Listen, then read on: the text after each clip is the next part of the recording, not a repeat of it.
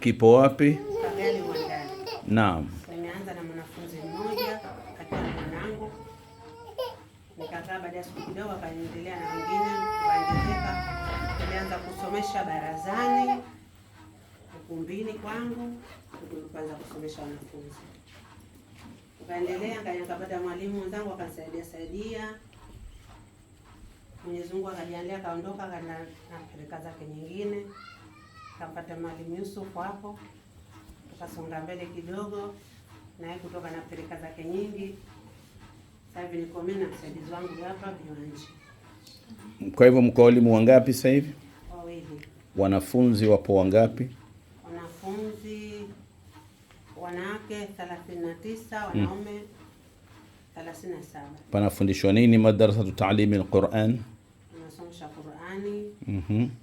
Maulidi. Na mwingine tuna kidogo fiki. Kuna changamoto gani katika madrasa yenu hapa ya ta'lim al-Qur'an?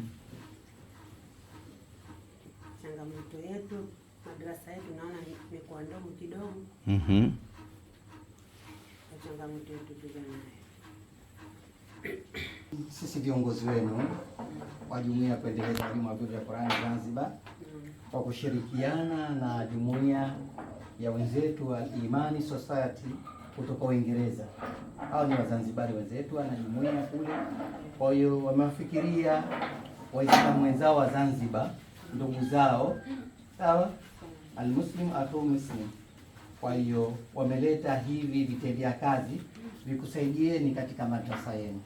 Kwa kushirikiana nao tunapita katika madrasa mbalimbali, miongoni mwao umechaguliwa na wewe tukupitie ili tukukabidhi hivi vitendea kazi kwa niaba yao watu wa jumuiya ya Uingereza al-Iman. Kwa hiyo tunakukabidhini hivi ili vikusaidieni. Kuna juzuu za plastiki kwa wale wanapenda kuchana, si wamo? Ndio wamo tena. Kazi yao kuchana. Kwa hiyo hivi vitawasaidia na juzuu vingine misahafu, kuna juzuu 3 humo. Sawa? Ndogo zile juzuu. Kwa hiyo zitasaidia. Na hii ni maalumu utajaza humo na maelekezo kwa kuthibitisha kwa wenzetu wamefika hapa na wamevikabidhi hivyo.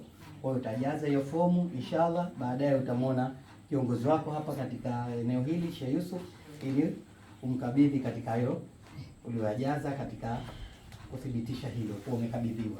Inshallah.